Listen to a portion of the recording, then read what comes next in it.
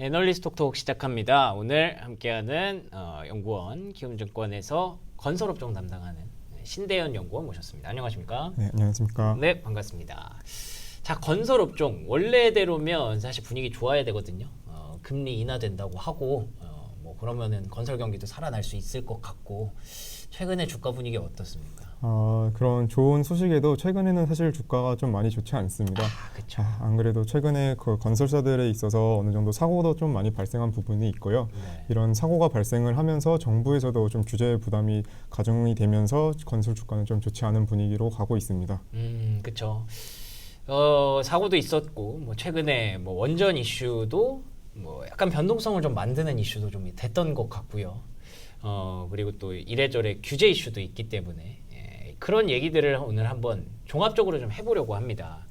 그래서 그 사고 이슈 그 얘기부터 한번 해볼까요? 이게 생각보다 사고 이슈도 크지만 그 정부의 그 조치도 굉장히 강력하더라고요. 그렇죠. 정부에서 좀 사고에 대해서 강하게 규제를 하려고 하는 것 같고요. 네. 특히 최근 그 사고 같은 경우에서 뭐 DL건설의 추락사 같은 경우를 보더라도 이게 사실 구조적으로 좀 자주 나오는 사고임에도 불구하고 이런 부분에 있어서 압수수색까지 진행하는 등 모습을 보면은 충분히 정부에서는 이런 부분들에 있어서 어느 정도 건설사들을 규제하려고 하는 모습을 보이고 있습니다. 그러니까 어떻게 보면은 좀 물론 없어야 되는 사고지만 건설을 하는 과정에 있어서 이런 일들이 가끔 발생하기도 하는데 근데 그거에 대해서 이 정도까지 규제를 한다는 것 자체가 정부의 그림 속에 건설업종을 좀 규제하겠다라는 마인드가 좀 있다라는 거죠. 네, 저도 그렇게 보고 있습니다. 네. 그러면은 그 상황에서 얘기를 했을 때 그 규제가 그러면 앞으로 어느 정도까지 커질 것이다라고 봐야 되는 건가요? 사실 규제가 어느 정도 커질 거에 대해서는 일단은 건설업 면허 취소 같은 경우는 일단은 발언을 철회한 상황이라고 보고 있고요. 대신에 이제 건설안전법 특별법 그 제정안이 조금 나올 수 있을 것으로 예상을 하고 있는데 이게 이제 사망사고 발생 시에 좀 최대 영업정지 1년을 하거나 매출의 3% 이내의 과징금을 부과하는 겁니다. 이게 건설사들의 OP 마진을 좀 보시면은 네. 사실 매출액의 30%면 매우 큰 수준이기 때문에 이게 실제로 이루어지는지에 대한 거를 좀 볼 필요가 있다고 보고 있습니다. 3%인 거죠? 3%. 네, 3%입니다. 이 정도만 돼도 엄청나게 큰 영향이 있을 수 있는 거군요. 그렇죠. 한 그 건설사들의 보통 그 OP 마진이 5%에서 한 10% 사이이기 때문에 3%면 매우 큰 겁니다. 그러면은 그 우리가 되게 크게 느꼈던 면허 취소 이런 것까지는 하진 않나 봐요. 일단 면허 취소까지는 나오지는 않고 있는데 예. 이제 고용노동부에서 어떤 식으로 보냐에 따라서 좀 다를 것 같고요.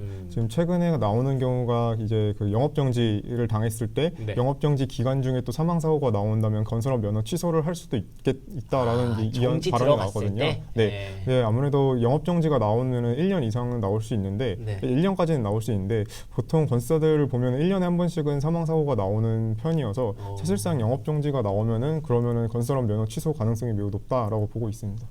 그렇구나. 저는 또 그것도 몰랐네요. 또 1년에 사망사고가 이렇게 자주 일어나는 줄은 몰랐는데 좀 생각하면 또 가슴 아픈 일이기는 하네요. 정말로. 그렇죠. 예.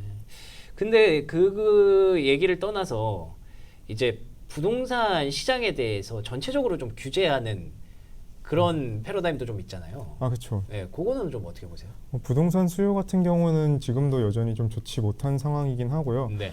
일단은 정부에서 추가적으로 추가적인 규제를 좀 나올 것이라고 예고를 한 가운데서 어느 정도 증세 방안도 조금 생각을 고려를 하고 있는 걸로 보이고 있습니다. 증세. 네. 그렇게 되면은 이제 지금 아무래도 유동성 장세에서 부동산 가격의 상승도 사실 막기가 어렵기 때문에 근데 그것만큼은 좀 억제를 해야 되는 정부의 어떤 정책 목표도 있지 않습니까? 과제도? 그렇죠. 예. 분명히 있지만 근데 중요한 거는 이제 정부에서 좀 공급 정책을 강하게 좀 내야 될 것으로 보고 있고요. 이게 수요 정책이 아무리 누르려고 하더라도 나중에 가면은 이게 단기적으로는 효과가 있어도 장기적으로는 효과가 없기 때문에 장기적으로는 좀 공공 부분에서의 좀 공급이나 이런 부분이 좀 나와야 되지 않을까라고 보고 있습니다. 그게 정말 그 정부 정책의 목표가 맞다면 그들도 아마 그걸 알고 있겠죠. 당연히 알고 있을 건데 살짝 이제 좀 불안한 부분은 건설사들에 대한 규제가 좀 심하게 하게 되면은 이 공급 자체가 늘 수 있을까에 대한 부담은 좀 그러네요. 시장에서 있을 수는 있을 것 같습니다. 네.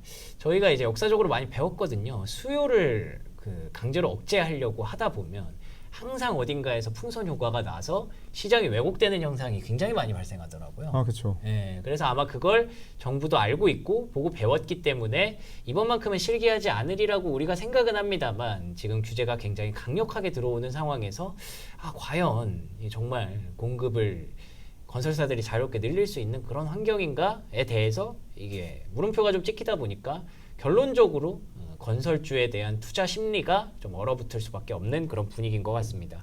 그럼 앞으로 투자 전략을 좀 어떻게 가져가야 될까요? 지금 같은 경우에는 해외 비중이 조금 높은 건설사들에 좀 집중을 할 필요가 있다고 보고 있고요. 특히 오늘 자료가 나오긴 했었는데 현대건설이랑 일단 삼성 E&A 같은 경우를 좀 주목하고 있고 현대건설 같은 경우에는 해외에서 원전 사업에 대해서 강력한 어느 정도 혜자를 가지고 있다라고 보고 있고요. 삼성 E&A 같은 경우는 최근 LNG 수출 터미널에 대해서 피드 수주를 한 바가 있기 때문에 이런 부분에 있어서 좀 주목을 받을 수 있지 않을까라고 보고 있습니다. 이게 그러면은 결국에는 현대건설을 얘기하면 우리가 떠올리는 게 원전 모멘텀을 생각을 하고 삼성 E&A는 LNG 모멘텀을 생각을 하는 거기 때문에 이게 뭐 한미 정상회담이랑도 좀 연결이 되는 그런 모멘텀인가요? 일단 한미 정상회담에서 연결이 될 수 있는 부분은 이제 그룹사들의 투자가 좀 있을 것 같고요.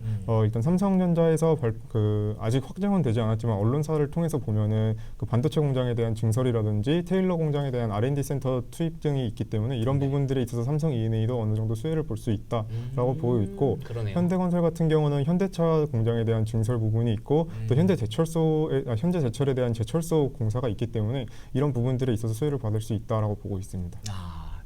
그러면은 제가 오늘 얘기를 딱 들었을 때 느껴지는 뉘앙스는 원래 건설주 하면 이제 우리 부동산 경기를 생각을 하고 그러면서 금리 인하되면 부동산 경기도 좋아질 거고 그래서 이제 기존 아파트를 많이 짓는 건설사들이 유리할 것이다라고 보통 생각을 하는데 그런 종목들 빼고 탑픽이 지금 현대건설이랑 삼성 E&A인 거잖아요. 네, 그렇죠. 그러면은 그쪽은 좀 피해가야 된다라는 지금 분위기인 거네요. 어느 정도는 좀 단기적으로 주가가 좋지 않을 거라고 보고 있고 다만 좀 중장기적으로 봤을 때 부동산 경기가 아직 꺾였다라고 보지는 않고 있고요. 예. 좀 구조적으로 개선될 수 있는 기업들에 조금 주목할 필요는 있다라고 보고 있어서 HDC 현대산업개발 같은 경우가 아무래도 내년에 좀 크게 증익을 할 것으로 예상되기 때문에 이런 부분에 있어서 HDC 현대산업개발에서는 좀 주목할 관심 종목으로 좀 보고 있습니다. 그렇군요. 단기적으로는 지금 당장 상승할 수는 없겠지만 그래도 내년에 어떤 모멘텀이 살아난다면 장기적으로 좀 볼만한 그런 종목이 아닌가 생각을 해봅니다. 금리 인하 시기에 건설주를 뺄 수가 없는데 최근에 여러 가지 변수로 인해서 조금 안 좋은 그런 분위기가 형성되고 있는 것 같고요. 이게 지금 정부의 어떤 색깔이라면 그걸 또 우리가 굳이 거부할 필요는 없을 것 같아요. 그래서 단기적으로는 현대건설이나 삼성 E&A 같은 모멘텀 종목들로 좀 우회를 좀 하시고요. 중장기적으로 이런 건설사들도 다시 한번 관심을 가질 필요가 있어 보입니다. 자, 그러면 여기까지 신대현 연구원과 함께한 시간 마무리하겠습니다. 오늘 좋은 말씀 고맙습니다. 네, 감사합니다.